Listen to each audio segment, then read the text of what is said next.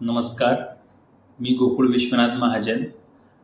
गेल्या 1 वर्षभरापासून माझ्या कुटुंबियांसोबत अबुधाबी, संयुक्त अरब अमिराती म्हणजेच UAE येथे वास्तव्यास आहे.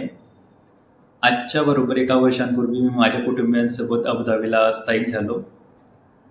आजचा व्हिडिओ करण्यामागचा उद्देश हाच की आपल्या सर्वांना ठाऊक आहे की येथे युद्धाचं वातावरण आहे आणि मध्यपूर्वेतील UAE सोबत अनेक देश या संकटाचा सामना करत आहे.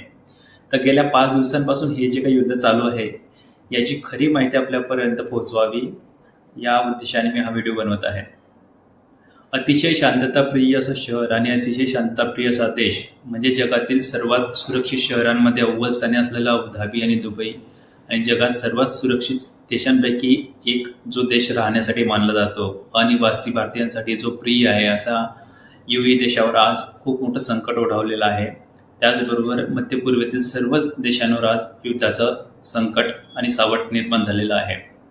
गेल्या 4 दिवसांपासून हे युद्ध अविरतपणे चालू आहे. इराणचे विविध ड्रोन्स आणि मिसाईल UAE सोबत इतर देशांवर हल्ले करत आहेत.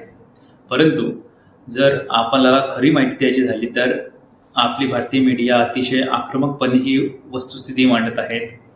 नक्कीच संकटाचं ही वेळ आहे, नक्कीच हल्ले हे अविरतपणे होत आहे. परंतु UAE देशाची सक्षम संरक्षण प्रणाली गेल्या 4 दिवसांपासून जवळपास 1000 ड्रोन्स आणि मिसाईल हे इंटरसेप्ट करत आहेत, म्हणजे हवेतच नष्ट करत आहेत.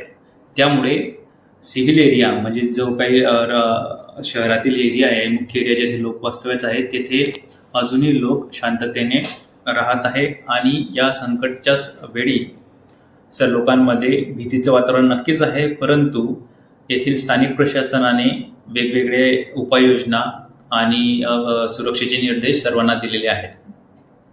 आता ही गोष्ट झाली आम्ही जे लोक नागरिक आणि रेसिडेंट्स आहेत त्यांच्याबद्दल. परंतु जे पर्यटक आले होते UAE मध्ये म्हणजे अबुधाबी आणि दुबईमध्ये, ते जे गेल्या 3-4 दिवसांपासून इथे अडकलेले होते, आता त्या लोकांमध्ये खूप जास्त भीतीचं आणि पॅनिक सिच्युएशन निर्माण झालेली होती. परंतु इथल्या सरकारच्या योग्य नियोजनामुळे आता त्यांना कालपासून परतीचं नियोजन चालू झालेलं आहे आणि अनेक लोक महाराष्ट्रात, मुंबईत किंवा भारतातील इतर राज्यांमध्ये घरी पोहोचलेले आहेत.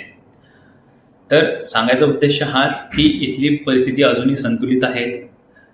जरी नियमित हल्ले होत असले तरी अशा परिस्थितीत सुद्धा आज प्रत्येक नागरिक, तसेच प्रत्येक रेसिडेंट आणि प्रत्येक अनिवासी भारतीय अजूनही ते सुरक्षित फील करत आहे. आता हा युद्धाचा जो काळ आहे हा किती काळ तसाच राहील, युद्ध कमी होईल की त्याचं स्वरूप अजून विकराळ होईल हे कोणाला सांगता येत नाही. अशा परिस्थितीमध्ये येथे राहून सरकारने जे एम्प्लॉय आहेत त्यांना वर्क फ्रॉम होमची संधी दिलेली आहे. तसेच विद्यार्थ्यांना ऑनलाईन शिक्षणाची संधी दिली आहे, जेणेकरून लोकांचा वावर हा कमी होईल आणि जे हल्ले होत आहे त्यांच्यापासून तुमचं ऑटोमॅटिक संरक्षण होईल. अशा प्रकारे सर्व परिस्थिती असताना आज 5वा दिवस उगवलेला आहे आणि पुढे येणाऱ्या काही दिवसांमध्ये डिप्लोमसीद्वारे जर हा प्रश्न सोडवता आला तर नक्कीच ही सर्वांसाठी खूप सुखद गोष्ट असेल. परंतु अजून काही दिवस ही परिस्थिती जर कायम राहिली तर नक्कीच मला वाटते की UAEच्या योग्य नियोजनामुळे, बेहतर संरक्षण प्रणालीमुळे येथील 40 लाख भारतीय म्हणजे अनिवासी भारतीय ही सुटकेचा निश्वास टाकतील आणि आशा बाळगूया की या कठीण काळात, या संकटाच्या काळात येणाऱ्या काही दिवसांमध्ये ही स्थिती पूर्ववत होईल आणि मी सर्वजण सुटकेचा निश्वास टाकू.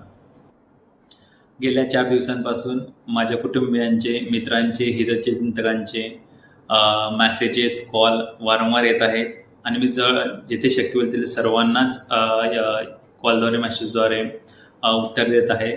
परंतु आपण सर्वांना सुद्धा या व्हिडिओद्वारे योग्य ती माहिती पुरवावी हा या व्हिडिओ मागचा उद्देश आहे. विशेषतः आम्ही सर्व येथील मराठी लोक एकमेकांच्या संपर्कात आहोत. महाराष्ट्र मंडळ असेल किंवा अबुधाबीचे आणि दुबईचे आम्ही मराठी ग्रुपमध्ये एकमेकांशी जोडलेले आहोत. सर्वांना मानसिक आधार प्रोव्हाइड करत आहोत. त्याच्यामुळे सर्वांमध्ये सुरक्षेची भावना कायम आहे आणि आपण वेगळ्या ठिकाणी नसून आपलं जणू काही एक दुसरं कुटुंबच, एक दुसरं घरच या ठिकाणी वास्तव्यास आहे अशी एक भावना सर्व मराठी लोकांच्या मनामध्ये आज येथे आहे. विशेषतः येथील भारतीय दूतावास, महाराष्ट्र सरकार आणि भारतीय केंद्र सरकार यांचं योग्य समन्वय सुद्धा आहे. त्यांनी सुद्धा वेळोवेळी निर्देश जारी केलेले आहेत. तसेच UAEचं सरकारसुद्धा अतिशय उत्तम प्रकारे सर्व नागरिकांना, सगळ्या अनिवासी भारतीयांना योग्य ती माहिती पुरवत आहेत, त्यांना अलर्ट करत आहे.